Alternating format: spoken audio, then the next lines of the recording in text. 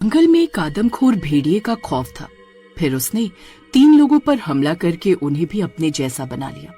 फिर एक दिन वो आदमखोर भेड़िए एक आदमी का पीछा करते करते गुफा में चले जाते हैं। तभी मौका देखकर गांव वाले गुफा का मुंह एक बड़े पत्थर से बंद कर देते हैं, जिससे वो सब आदमखोर भेड़िए उस गुफा में कैद हो जाते हैं।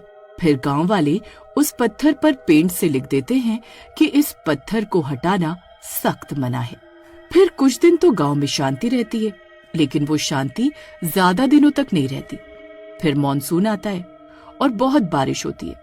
बारिश ज्यादा होने की वजह से गांव की सारी नदियों में बाढ़ आ जाती है और उस बाढ़ के पानी में वो गुफा के सारे पत्थर भी बह जाते हैं। फिर कुछ दिनों में बारिश बंद हो जाती है। फिर कुछ दिनों बाद शहर से 2 दोस्त गांव में ट्रैकिंग करने आते हैं।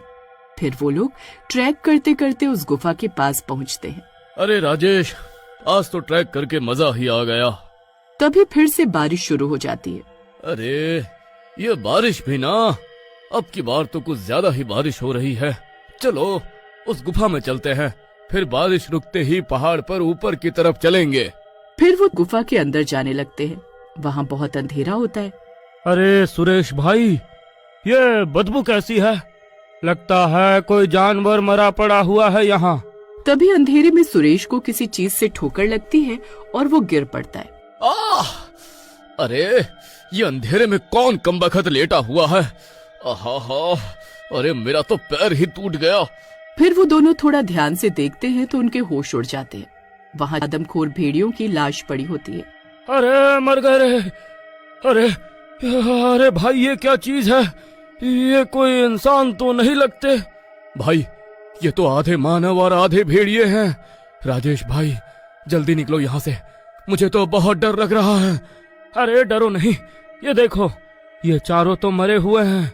इनसे डरने की जरूरत नहीं है। आज तक किसी ने ऐसा कुछ नहीं देखा है। हम इनकी लाशों को शहर ले जाकर म्यूजियम वालों को बेचकर पैसे कमा सकते हैं। पैसा ही पैसा होगा। फिर वो चारों की लाशों को गुफा से बाहर निकाल देते हैं और तभी रात हो जाती है। फिर वो दोनों वहीं टेंट लगाकर आराम करने लगते हैं। फिर आधी रात होते ही जैसे ही पूरा चांद बादलों से निकलता है तो उसकी रोशनी उन आदमखोर भेड़ियों पर पड़ती है। तभी उन भेड़ियों का शरीर जोर जोर से कांपने लगता है और वो गुर्राने लगते हैं।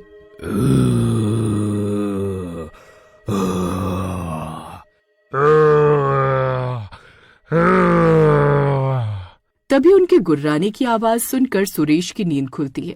अरे ये कैसी आवाज है? अरे राजेश भाई जल्दी उठो, लगता है बाहर कोई जंगली जानवर आ गया है। बहुत डरावनी डरावनी आवाजें निकाल रहा है। फिर वो दोनों टेंट से झांक कर देखते हैं तो उनकी आंखें फटी की फटी रह जाती हैं। भेड़िए, अरे मर गए सुरेश भाई। ये कमबख्त आदमखोर भेड़िए तो जिंदा हो गए। तुम तो कह रहे थे कि ये चारों मरे हुए हैं। अरे अब क्या करें? अरे करना क्या है भाई, जितनी तेजी से भाग सकते हो भागो यहाँ से। फिर वो दोनों भागने लगते हैं। अरे भागो रे, ये भेड़िए तो जिंदा हो गए। अरे सुरेश भाई, मेरे लिए रुको। अरे मर गए रे। अरे हम ये कहाँ फंस गए? तभी एक भेड़िया सुरेश के ऊपर कूदता है और उस पर हमला कर देता है और दूसरा भेड़िया राजेश को नीचे गिरा देता है। फिर वो चारों आदमखोर भेड़िए अपने सालों की प्यास बुझाते हैं और उन दोनों को खा जाते हैं। फिर दोनों को खाने के बाद वो इंसानों को सूंघते सूंघते गांव पहुंच जाते हैं। गांव में सब सो रहे होते हैं। तभी गांव के कुत्ते जोर जोर से भौंकना चालू कर देते हैं। ओहो, अरे आज ये कुत्तों को क्या हो गया? सारी नींद ही खराब कर दी। फिर वो कुछ देर इंतजार करता है, लेकिन कुत्तों का भौंकना बंद नहीं होता। अरे यार, इतनी रात हो गई, ये तो भौंकना ही बंद नहीं कर रहे हैं। जरा देखूं तो सही, आखिर माजरा क्या है? फिर कालिया खिड़की से झांक कर देखता है तो दूर उसे 4 आदमखोर भेड़िए दिखाई देते हैं। उन्हें देखकर उसके होश उड़ जाते हैं। अरे नहीं, अरे ये तो वही आदमखोर भेड़िए हैं जिसके बारे में गांव वाले बातें करते थे। लेकिन वो तो कह रहे थे कि उन्हें गुफा में कैद कर दिया था। अरे ये बाहर कैसे? फिर वो भेड़िए लोगों के घरों में झांक झांक कर अपने शिकार की तलाश में जुट जाते हैं। तभी गांव का एक शराबी देर रात वहां से गुजर रहा होता है। थोड़ी सी जो पीली है, अरे चोरी तो नहीं की है। वो शीला, अरे रानो,